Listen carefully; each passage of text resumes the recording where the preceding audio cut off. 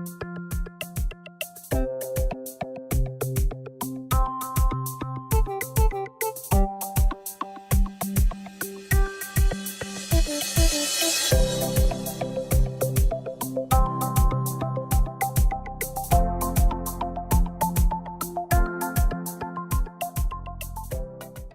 do we begin to change that?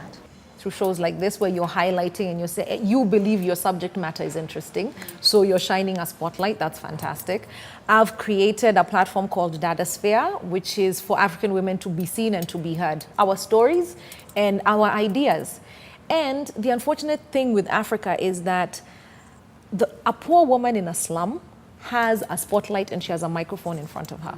Because people want to perpetuate that victim stereotype of how I was, and it's not to say that rape and victimization aren't happening, but they're only one side of the story. So that woman has access to tell a certain kind of story. But when it comes to, I have an idea for how insurance companies should work in this country. I have an idea for better debt collection. I have an idea for this economy, and the capped interest rate thing was never going to work. I'm sure there's a woman who knew that, and she tried to say it, and people shut her down. So Dadasphere is that. Come with your story, come with your idea. We'll give you that microphone, that spotlight, talk. You know, with platforms like Dadasphere, where it's not reporting about women, it's much more, it's women telling their own stories themselves from their own perspectives. How does that give voice to women? What do you mean, how does it give voice? Well, how does it? You have the reason why I'm now asking that is because there have been platforms where women and men ostensibly are invited to come, where the platforms are structured in a certain way, but we still have the same kind of result. What happens when you clear the space and say, women only, get up? Oh, why am I only doing women? Yes. I don't feel a calling, to be honest, to talk to men and to talk for men and to give them spaces. I really don't. And for somebody else, if it's on your heart to do that, then best of luck to you. But what's on my heart is women like me. We are educated. We have these. We are intelligent. We have these ideas. Our stories are for the most part untold because it's not a sexy Africa. It's not what the West wants to hear. You and me don't invite aid into Africa. We're not the ones who do that. I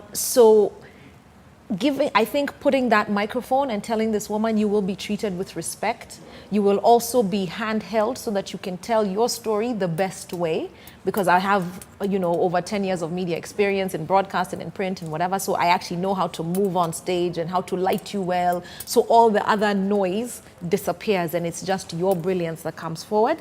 I think that's very valuable. And so far, people are very excited. And I'm asking women to volunteer themselves. I'm not just picking the women. You want to be on stage? Tell me what your story is, what you want to say. And it's working very well. Valentine, what would equitable, just, and fair reporting on women look like? Well, it would have to start from the newsroom itself. That's another question that we asked within the research.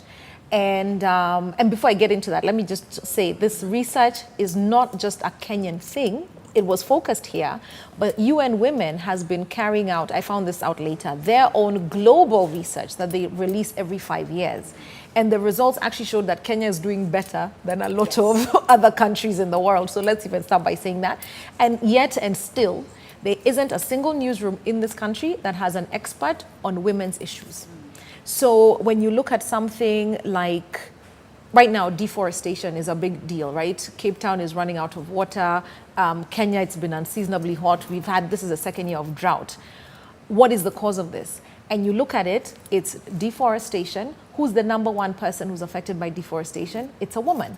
So why isn't that story being told from a feminist perspective? When you put this woman in a position where she cannot feed her family, what then happens? You have congestion in urban centers. She moves to an urban center. She might not be educated enough to compete in the job market, so she's destitute. What is she going to turn to? What is going to happen to her children? So reporting from that angle. If we look at water, we'll come up with something.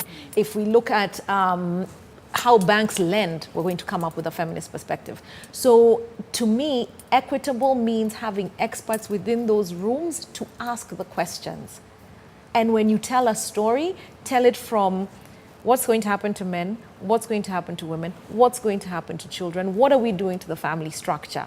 And tell a whole story, a complete story. So far it's been, oh, the job market, but that's not the full, you see what I mean?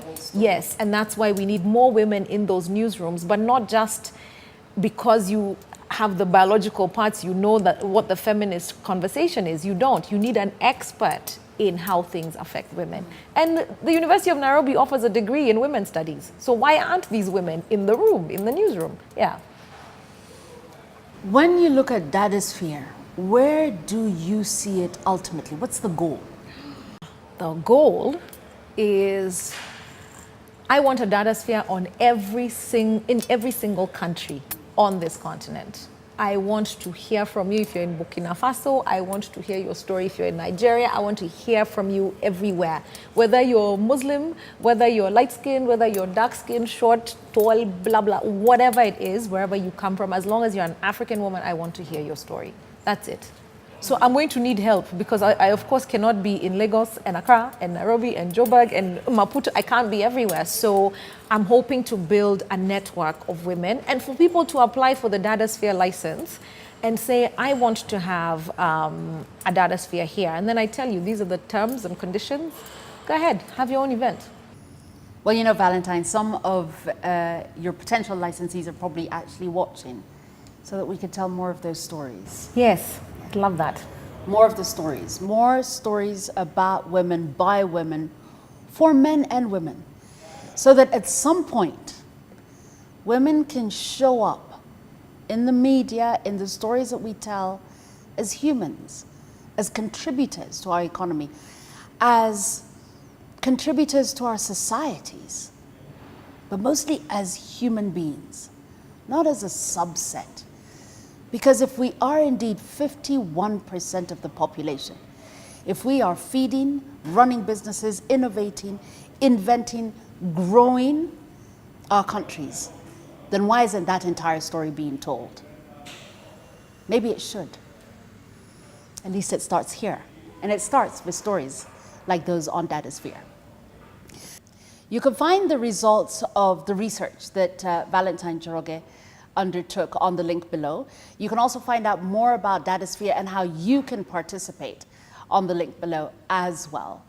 Do make sure that you watch those videos and hear those stories and begin to think about how you can tell your own and how we can make our own stories told, known, heard, and shared, because we count too. Thank you to Ola Sereni, as always, for hosting us, and thank you for watching.